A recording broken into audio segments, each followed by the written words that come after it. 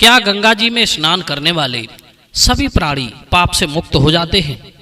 जय श्री कृष्ण मित्रों, स्वागत है आप सभी का एक बार फिर से हमारे चैनल गोपेश ज्ञान में। मित्रों, आज की कहानी हर किसी को सुनना चाहिए। आपसे निवेदन है कि जो भाई बंधु हमारे चैनल पर नए हैं वो हमारे चैनल को सब्सक्राइब कर लें और वीडियो को ध्यान से सुनें। वीडियो का विषय है कि क्या गंगा में स्नान करने वाले सभी प्राणी पाप मुक्त हो जाते हैं। मित्रों, इस संबंध में मैं आपको एक कहानी सुनाता हूं। एक बार पार्वती जी ने भगवान शिव से पूछा, हे देव, मेरे मन में एक प्रश्न उठता रहता है और वो प्रश्न ये है कि क्या गंगा जी में स्नान करने वाले सभी प्राणी निष्पाप हो जाते हैं। हम देखते हैं कि गंगा स्नान के लिए करोड़ों लोग मन में यही भाव लेकर जाते हैं कि चलो गंगा स्नान करके हम अपने आप को निष्पाप बना लें। क्या जब वे गंगा में स्नान करते हैं तो वास्तविक उनके पाप नष्ट हो जाते हैं? माता पार्वती का प्रश्न सुनकर भगवान शिव ने उत्तर दिया, देवी, जैसी जिसकी भावना होती है वैसा ही फल मिलता है। यदि इस बात को प्रत्यक्ष देखना चाहती हो तो चलो आज इस बात की परीक्षा की जाए। मित्रों, अब तो भगवान शिव और माता पार्वती इस बात की परीक्षा करने के लिए चल दिए। धरती लोक पर आकर दोनों ने अपने भेष बदल लिए। भगवान शिव ने एक बूढ़े ब्राह्मण का रूप बना लिया और माता पार्वती ने एक बहुत सुंदर नवयुवती बन गई। परवी का दिन था। सारे श्रद्धालु गंगा स्नान के लिए जा रहे थे। उन हजारों की भीड़ में भगवान शिव और माता पार्वती भी जा रही थी। अब तो एक बीमार बूढ़े व्यक्ति के साथ एक सुंदर युवती को देखकर सब लोगों की दृष्टि उन्हीं की ओर थी।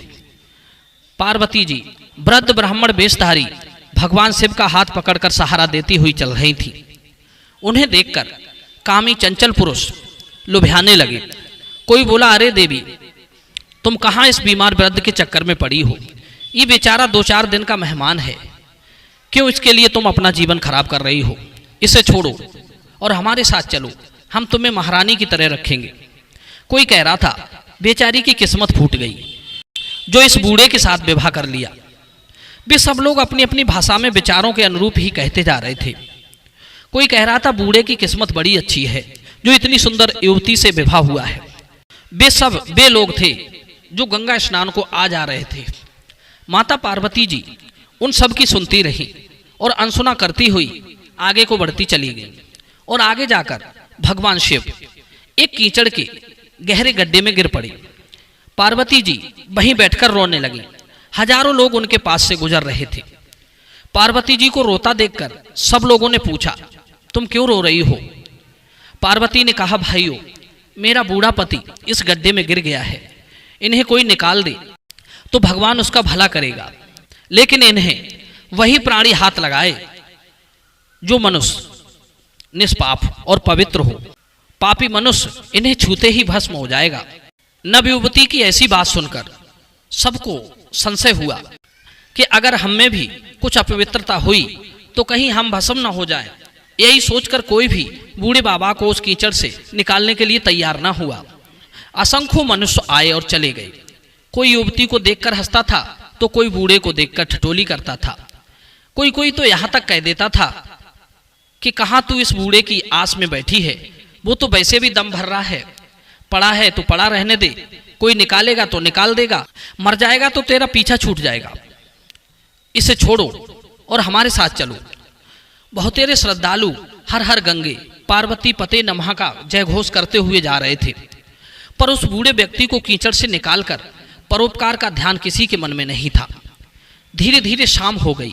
लाखों लोग गंगा स्नान करके लौट गए। कोई तो यह सोचकर उस बूढ़े को निकालने को तैयार न हुआ कि अभी अभी तो गंगा स्नान करके आए हैं, ऐसे में कौन इस कीचड़ में घुसकर अपने आप को अपवित्र करेगा। मित्रों, शाम के समय में एक सीधा साधा किसान गंगा स्नान करके लौट रहा था। किसान भी उसी रास्ते से आ रहा था जिस रास्ते में माता पार्वती बैठी रो रही थी।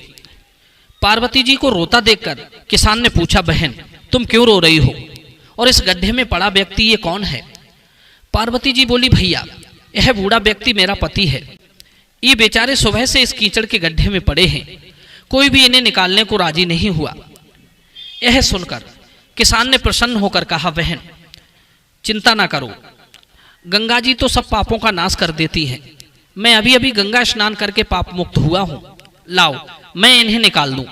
इतना कहकर किसान उस कीचड़ के गड्ढे में कूद गया और उस बूढ़े व्यक्ति को निकालकर बाहर ले आया। उसी समय भगवान शिव ने उस बूढ़े ब्राह्मण का रूप त्याग कर उसे अपने प्रत्यक्ष रूप का दर्शन करा दिया और कहा, वत्स, जिसका मन, वाणी और अंतःकरण पवित्र है, जिसके अंदर परोपकार की भावना रहती है, जिसका हृदय दया और करुणा से भरा हुआ है, जिसे गंगा स्नान के फल पर पूर्ण विश्वास है, उसे ही गंगा स्नान का फल प्राप्त होता है। वैसे तो लाखों करोड़ों लोग गंगा स्नान का भाव लेकर आते हैं, पर उनमें पवित्र मन और परोपकार की भावना किसी किसी में ही होती है, जिसका भाव यदि घर पर ही शुद्ध ना हो तो गंगा स्नान करने से भी कोई लाभ नहीं है। शुद्धता मन और विचारों में होनी चाहिए। शरीर की पवित्रता तो संसार का विषय है, ईश्वर का विषय तो आंतरिक भावनाएं हैं। जिसकी जैसी भावनाएं होती हैं, शरीर से भी वो वैसा ही करता है। जिसका मन दुखी, पीड़ित, असहाय लोगों को देखकर ना रोया, उस पर ईश्वर कृपा कभी नहीं होती। पवित्र विचारों की गंगा में अपने आप को स्नान कराओ, तभी गंगा स्नान का वास्तविक फल प्राप्त होगा। गंगा स्नान और तीर्थों का फल ऐसे लोगों को भी प्राप्त नहीं होता है जो दूसरों का सहारा केवल स्वार्थ सिद्धि के लिए ही बनते हैं, जिनके हाथ सहायता के लिए उठते तो हैं पर मन में स्वार्थ पूर्ति का सपना होता है। पार्वती जी कहने लगी, हे नाथ, आज मैं समझ गई कि संसार में भक्ति का दिखावा अधिक हो रहा है। वास्तविक भक्ति तो जगह बेजगह ही दिखती है। इसलिए संसार के लोग धन संपदा होने के बाद भी सुखी नहीं हैं।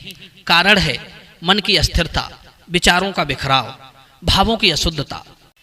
गंगा स्नान से उन्हीं भक्तों को पापों से निवृत्ति होती है जिनका मन पवित्र, शुद्ध और अंतरात्मा में परोपकार की भावना रहती है, और जिनसे भूल में, अनजाने में छोटे मोटे पाप होते रहते हैं।